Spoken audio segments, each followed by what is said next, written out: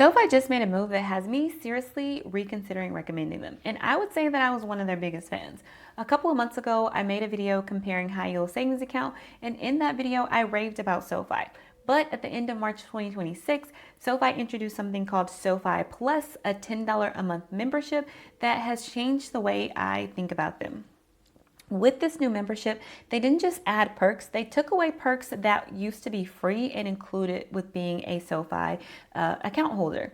So today we're breaking down exactly what the SoFi Plus membership means, what it is, what's changed, whether it's worth your money, and what you should do if you're already a SoFi customer. Let's start with what SoFi Plus actually includes so you can see exactly what you're being asked to pay for. So for $10 a month, SoFi Plus members get 4.5% on up to $20,000 and then 3.3% on everything else. So if you are just a standard SoFi member, then you can earn that 3.3% on your high yield savings account as of right now. But if you are a SoFi Plus member, then on up to $20,000 of it, you're going to earn a higher APY of 4.5%. How long will this last? I don't know. It doesn't tell us that information. And then you're also going to earn a 1% match on eligible deposits into non-retirement SoFi investment accounts. So into a taxable investment account, they will match 1% on those eligible deposits. We'll have to look and see what these eligible deposits are. So let's just jump down there. So one thing to note when it comes to this 1% investment match, it says it's available to SoFi Plus members. You must be a SoFi Plus member at the time of depositing the money. You must remain a SoFi Plus member for 1 year after the deposit settles. And you must keep the deposited funds in the account for 5 years. So canceling SoFi Plus within 1 year or withdrawing or transferring funds during the 5-year holding period may result in forfeiture of some or all of the match. That to me sounds pretty restrictive, but that is one of the perks that you'll get that 1% match. Let me scroll back up here. The next thing is you will have access to unlimited financial planning. So you can schedule unlimited one-on-one meetings with a certified financial planner through SoFi's Wealth Financial Planners. I personally have used the financial planners with SoFi before. This is one of those perks that was free before they came up with this membership thing. So this is what I thought was one of the best perks of being a member of SoFi is that you could meet with a certified financial planner for no additional cost. Now, in order to do that, you do need to be a part of this SoFi Plus membership, which again, I said is $10 a month. And they're saying there's more. There's so much more to it. But let's see what are some of the other perks of being a member of SoFi Plus. Some of these we have already covered. It says a 1% match on deposits into a taxable SoFi Invest account, 1% match on crypto purchases, one-on-one sessions with a financial planner, rewards points on qualifying account activity, and then a 10% boost on cashback rewards earned through select SoFi credit cards. So those are some of the rewards that they are highlighting. Let's see what else. Snatch a 2% match on SoFi Invest IRA contributions. Looks like that is going to be ending April 15th, so coming up real soon here. And other reasons why you're going to love SoFi Plus, as they say, they're just highlighting the same thing they already said before, 4.5% on up to $20,000, unlimited advice, 1% match, more rewards on the credit cards and the travel back, SoFi travel bookings rather, 2 times rewards on qualifying account activity. Looks like they've got preferred IPO access, 40% off CNBC Plus and some other stuff. Discounts for borrowers on loans, their loan rates, discounts on other things you can purchase, and maybe some discounts on some entertainment tickets you can purchase. So these are the things you are paying for with your $10 a month SoFi Plus membership.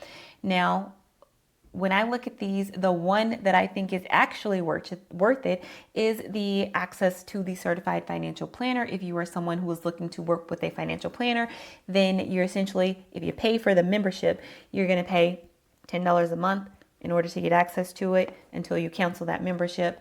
And then you'll also get these other perks that they are advertising, but I don't know if those would be worth it to you. I just want to highlight them so you know what exactly you're getting. So like I mentioned before, the biggest one of these perks for me was being able to meet with a certified financial planner.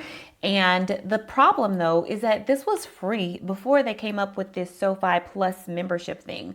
So that's the big problem, is that all of these things were included before they came up with this $10 a month membership. They took something that was free and then put it behind a paywall. And then the rewards points on there where you do different activities and you earn points for that, that again was also free and honestly not worth a lot of money. These are some of the things that I would do, like setting your monthly budget. You'd get like a 10-point reward, which is equal to 10 cents. So that kind of stuff was included before, and now it's under this $10 a month subscription. In my opinion, SoFi didn't create new value. They took something that was old, sprinkled some new stuff on top of it or added a little bit on top of it, and then repackaged it and gave you a bill for it at a price of $10 a month for this new subscription. Now, to be fair, the core of SoFi, why you would want to use them, that high yield savings account with a high rate, is still accessible outside of the SoFi Plus membership.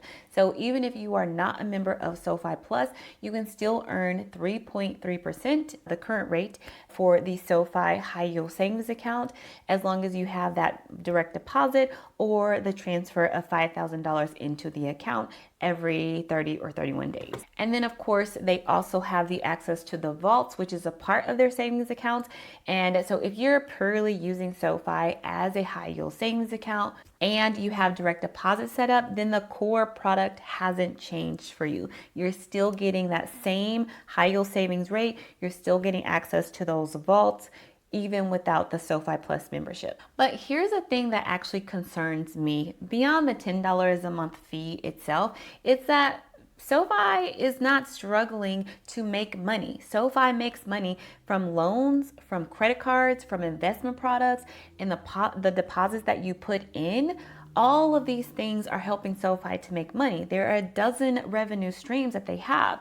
And even when I go to SoFi's website and I pull up these products, I mean, you can see it is a long range of products that they already offer. So they're not struggling to make money, but they're still asking us to pay for these little perks that they have added under this subscription model. And when a bank starts to move free features behind a paywall, it kind of starts to tell me something. It tells me something about where the company is heading. And it makes me wonder, will direct deposit eventually be not enough to qualify for that high yield savings? Will I have to pay in order to get that high yield savings in the future? I don't know, but the pattern is one that I am kind of concerned about, because it seems like they're just trying to extract more money from the customer versus actually add more value to the customer. They're not trying to help us more as customers. They're just trying to get more and more out of us to pad their own bottom line. And that's the part that's hard for me to ignore. Now, here's my honest take. Is SoFi still worth it? If you're already using SoFi for the high yield savings account, you've got direct deposit set up, then it may still be worth it, because you're still going to be earning that 3.3% rate or whatever the going rate is at the time of you watching this video. And that's a very competitive rate. And you still have access to those vaults, which I find to be really, really useful. You're not being forced into this membership at this time. You're not being forced to pay to get the high yield savings rate at this time. So it may still be worth it in that regard. If you're considering SoFi Plus specifically, then you might want to reconsider that. Most of those perks you probably aren't going to use anyways. If you are going to use the one that is the financial planner, maybe you could just subscribe for a month, have a meeting with the financial planner, and then cancel the subscription. I don't know if the terms say something about how long you have to be a member of SoFi Plus in order to meet with the financial planner, but you know, that is one of the big perks that I see in there, is the meeting with this financial planner. But you also can hire a financial planner yourself for a couple $100 on Hello Nectarine or some of the other sites out there that do one-time planning fees for financial planners. Now, if the direction of the company bothers you, then that's a valid reason to look elsewhere. There are many other banks and organizations, credit unions, that offer high yield savings account. So you might look around to ones that don't require you to have that direct deposit, that don't require you to transfer $5,000 a month into it, that don't require an arbitrary fee or monthly subscription in order for you to be a client of theirs. And I've already highlighted some of the different high yield savings accounts in other videos that I've done. I will link that below so you can see what else is out there. But I want to hear from you. Are you still using SoFi? Does the SoFi Plus membership seem worth it to you? And if you already made the switch away from SoFi, what bank or credit union did you choose? Drop it in the comments. I'd love to know what you're considering that I may have not covered yet. Thanks for watching, and I hope to see you in the next one.